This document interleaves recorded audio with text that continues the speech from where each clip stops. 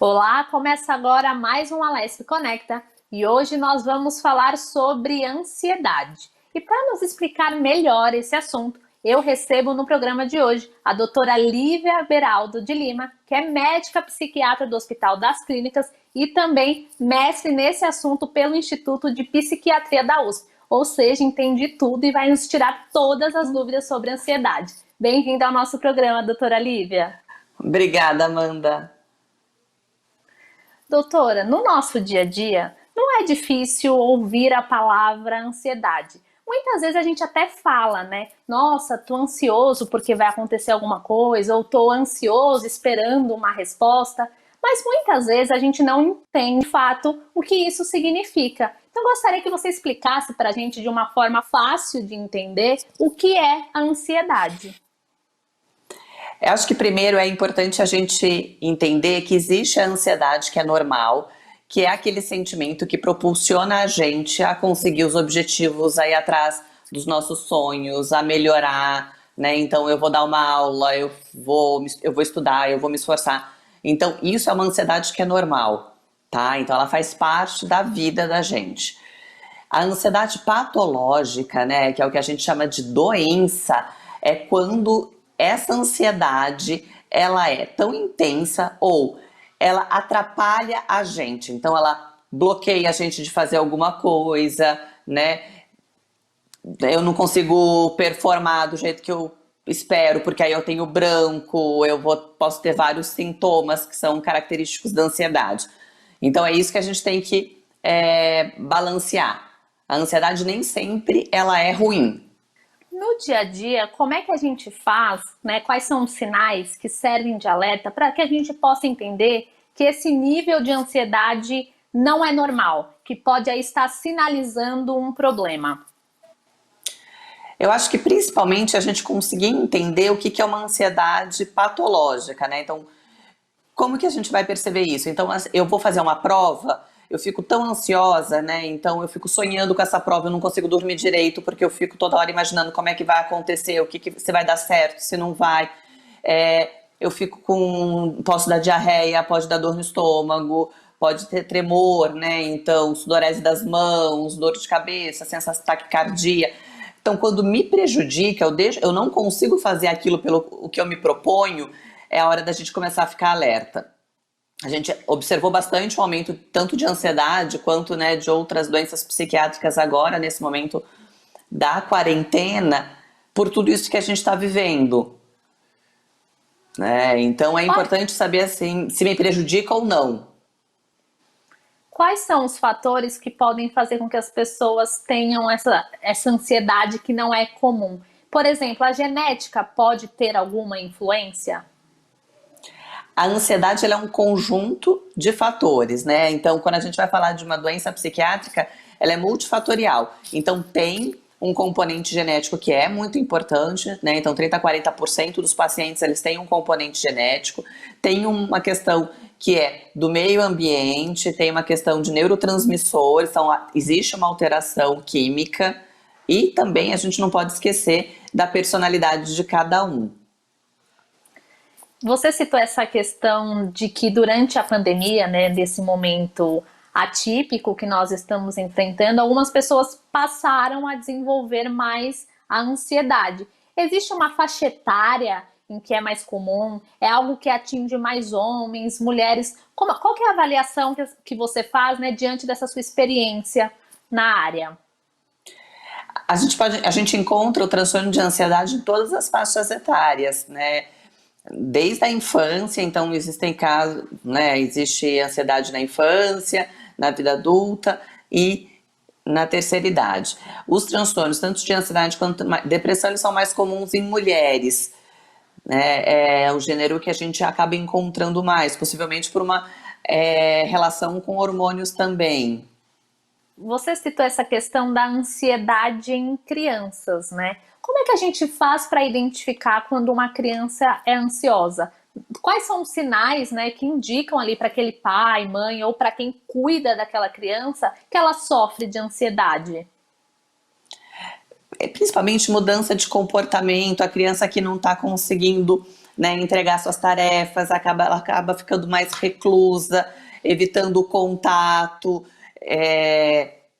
isso, o contato na escola, nas outras atividades inúmeras dela, tá? A criança ela pode então ficar mais fechada, mais triste. As professoras começam a notar que ela não consegue entregar os trabalhos, que ela tá, né, começa a passar mal perto de um evento, de um passeio, de uma prova. Então principalmente a gente está atento a mudanças do comportamento, principalmente essas mudanças mais abruptas. Queria, doutora, que você explicasse um pouco para a gente com relação às crises de ansiedade. Quando é que elas acontecem? Como é que a gente faz para identificar que uma pessoa está passando por uma crise de ansiedade? É importante, quando a gente fala em transtornos ansiosos, a gente saber que existem vários transtornos de ansiedade, tá? Então, o transtorno de estresse pós-traumático, o transtorno de separação, o transtorno de ansiedade generalizado, a síndrome do pânico. Então, assim, entre outros, existem vários transtornos que compõem os transtornos ansiosos, tá? A crise de ansiedade generalizada, que eu acho que é isso que você quer dizer, então é um momento de medo intenso, né, irracional, ou seja, não é direcionado a alguma coisa, em que a pessoa ela pode experienciar vários sintomas. Então, taquicardia, sensação de aperto no peito, mal-estar gástrico, náusea, sudorese, tá? Uma sensação de perda de controle. Então, são sintomas que são muito intensos num curto período de tempo.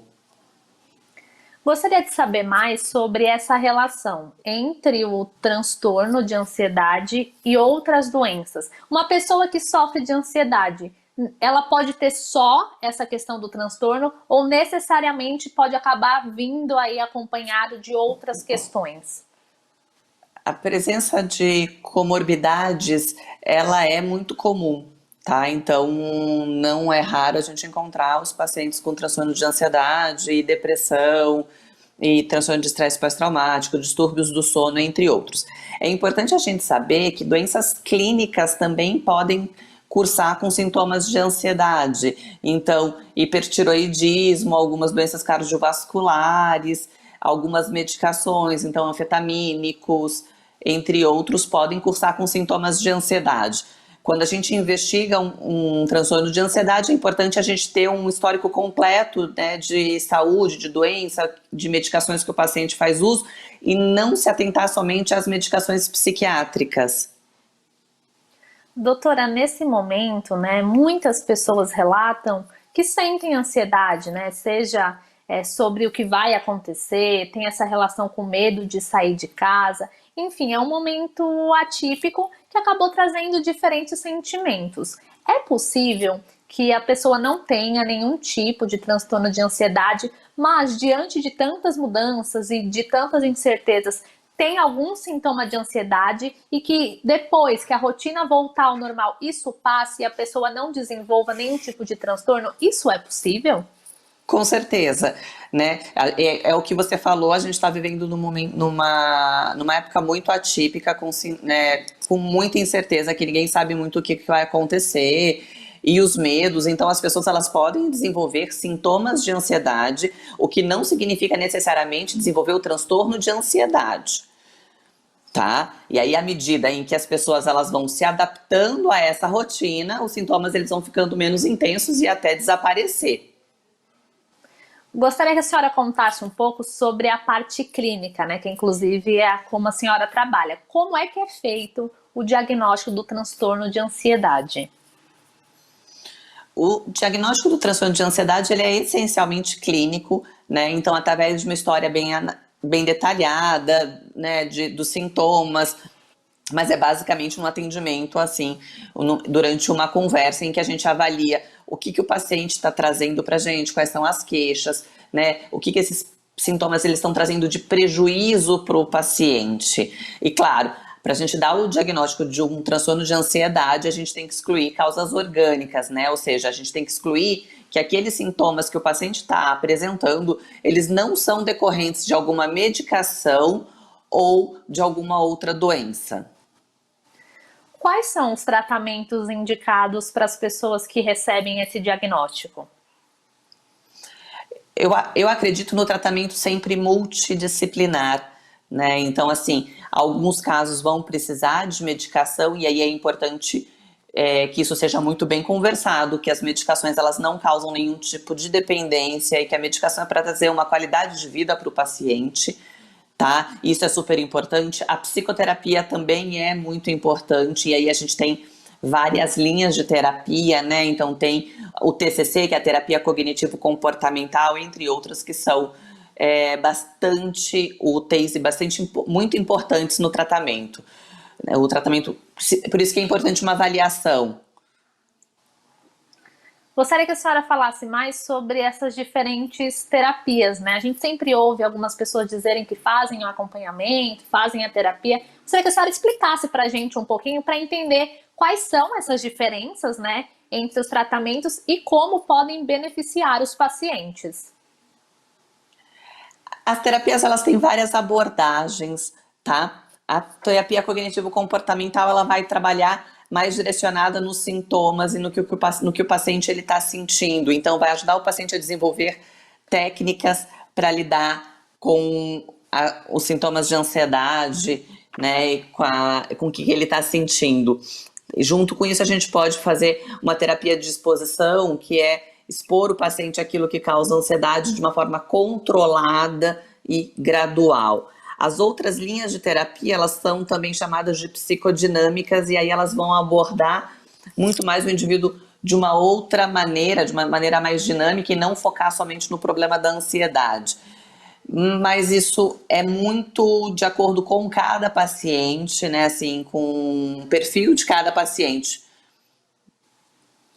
Doutora, em todos os casos são prescritos medicamentos ou existe a possibilidade do paciente só ser tratado com essas terapias? Existe a possibilidade. É claro que a gente tem que avaliar o grau de ansiedade e o comprometimento desse paciente, tá? O tratamento ele pode ser, então, a gente pode sempre prescrever atividade física. A atividade física é um tratamento que apresenta bons resultados, principalmente a atividade física aeróbica. Então, ela traz um benefício muito importante. Medicação balanceada, alguns alimentos eles também estão associados à melhora da ansiedade, além de psicoterapia. Nem todo paciente vai tomar medicação, mas é importante a gente desmistificar o uso da medicação como sendo um aliado para o tratamento e como sendo um promotor de qualidade de vida, né? Então ainda existe muito estigma em relação à medicação psiquiátrica, como se ela fosse mudar o paciente, como se ela fosse mudar a pessoa vai se transformar ter uma outra personalidade e vai ficar dependente daquilo para ficar bem, o que não é verdade. Quando essa ansiedade ela é diagnosticada em crianças, os medicamentos também podem ser indicados? Gostaria que falasse também um pouquinho sobre o tratamento nas crianças. O tratamento é também, tanto nas crianças quanto nos adultos, adolescentes, idosos, eles também vão ter a mesma base, tá? Então, assim, pode-se utilizar medicações em crianças, é claro que com muita cautela, as doses, né, são outras, porque a gente está falando de criança, mas as bases, elas são as mesmas. As terapias em crianças, dependendo da faixa etária, é uma outra forma de abordar, é uma forma mais lúdica, mas as bases, em linhas gerais, do tratamento, elas são iguais, né? A criança pode tomar medicação quando for indicado, mas, mais uma vez, não é todo mundo que vai precisar de medicação. Doutora, a gente está falando de ansiedade, né? Como eu citei no início do programa, muitas vezes a gente fala, né? Nossa, tô ansioso. Quais são os impactos que esse transtorno traz para a vida do paciente? Inúmeros, né? Porque se eu estou falando de ansiedade, eu estou falando de um estado de tensão muito importante, eu deixo de fazer as coisas, eu vou deixar de me expor. Muitas vezes a ansiedade ela está associada a um aumento de consumo de substâncias, principalmente álcool e as medicações calmantes, né? Então, os que a gente chama aí, num linguajar mais popular, o famoso tarja preta, as pessoas então, elas vão começar a fazer abuso de substâncias, um baixo rendimento no trabalho, nas relações. Então, assim, tem impacto na vida como um todo do indivíduo. A senhora citou essa questão do uso dos medicamentos que são chamados, né, popularmente de tarja preta. Gostaria que a senhora fizesse um alerta para as pessoas que muitas vezes acabam optando por esses medicamentos sem ao certo saber o que é, ou ter realmente ali um profissional acompanhando, uma pessoa, né, que estudou, que está preparada para dar esse suporte. Quais são os perigos que esses medicamentos utilizados de forma indiscriminada, sem orientação, podem causar para a saúde?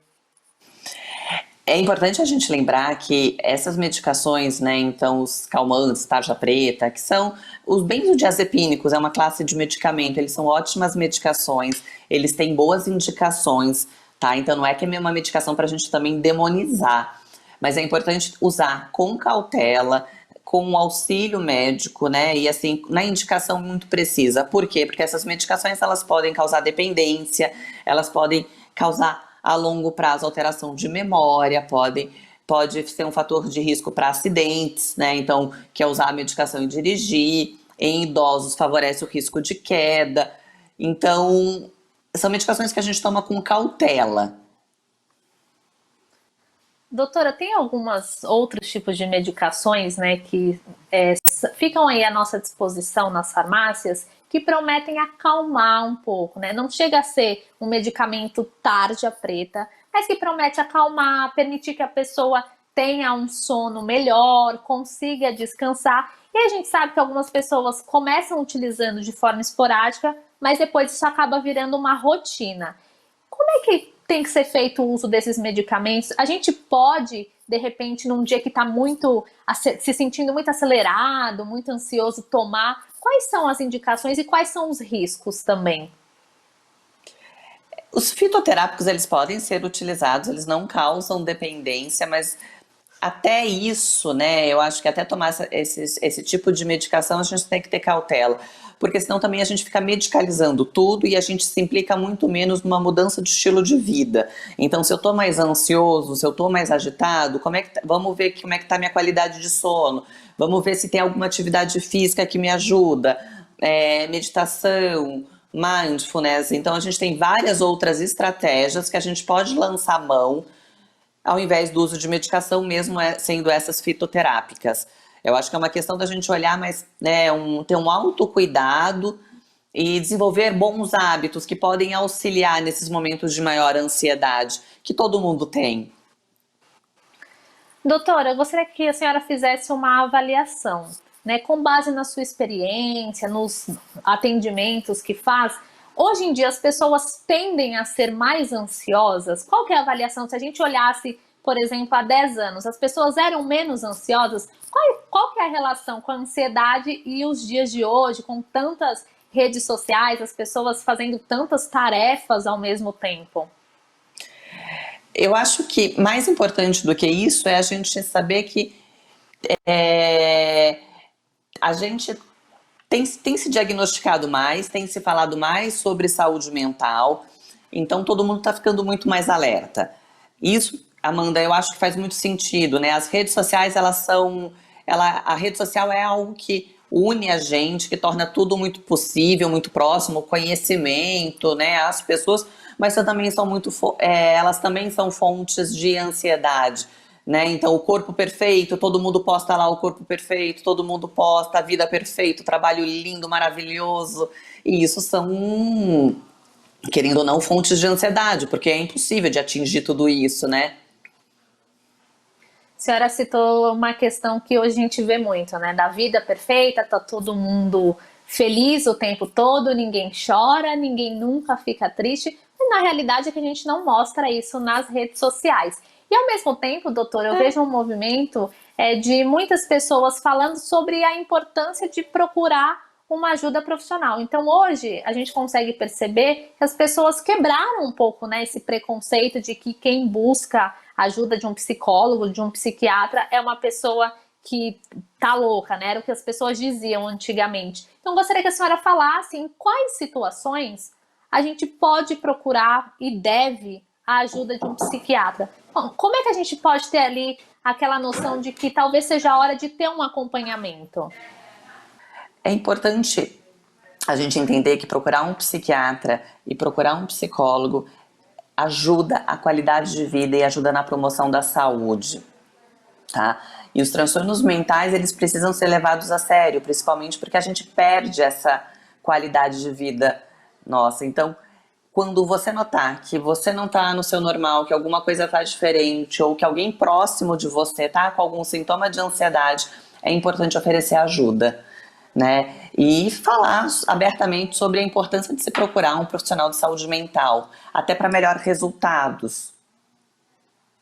Doutora, esse acompanhamento constante, seja de um psiquiatra ou de um psicólogo, pode ajudar a impedir aí o desenvolvimento de doenças como o transtorno de ansiedade, como a depressão, pode acabar ensinando as pessoas a lidar melhor com determinadas situações? Quais são os benefícios que a gente tem no quesito de prevenção de doenças?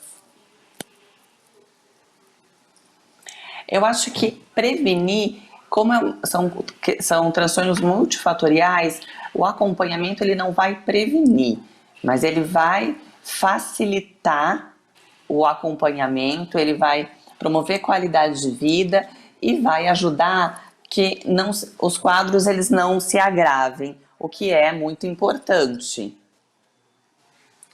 Doutora, a senhora citou essa questão de dar importância, porque muitas vezes, né, quando alguém fala que está sofrendo de ansiedade, algumas pessoas podem não levar aquilo a sério, podem não perceber que aquilo acaba trazendo um transtorno para a vida da pessoa, trazendo alguns prejuízos, né? Qual que é a importância da gente dar a devida atenção? Não só quando o problema é com a gente, mas também quando é com uma pessoa conhecida, um amigo, um familiar. Como é que essa ajuda, esse apoio de quem está em volta pode ajudar a pessoa a vencer essas dificuldades que acabam sendo trazidas pela doença?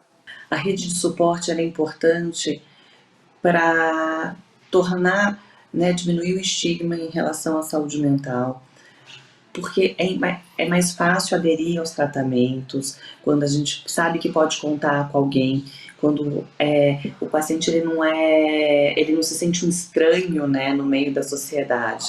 Eu acho que um olhar empático, né, isso é o principal papel da rede de suporte. Ela faz toda a diferença, inclusive uma função até de terapêutica, né? Doutora, o nosso programa está chegando ao fim, mas eu gostaria que a senhora desse dicas, né, para que a gente possa aplicar no dia a dia e levar as coisas de forma mais leve, no trabalho, na escola, nas relações pessoais, enfim, para que a gente consiga viver com menos ansiedade. Acho que as principais coisas é a gente colocar limite, né? Então tem hora para trabalhar, tem hora para estudar e tem hora para ficar com os amigos, para se divertir.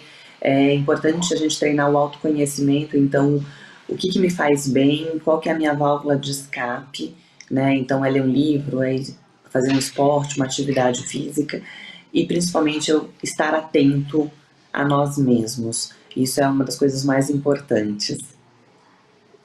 Doutora Lívia, muito obrigada pela participação no programa de hoje, por todos agradeço. os alertas e dicas. Eu que agradeço, Amanda. Obrigada. O Alesp Conecta de hoje fica por aqui. Muito obrigada pela companhia e até o próximo programa.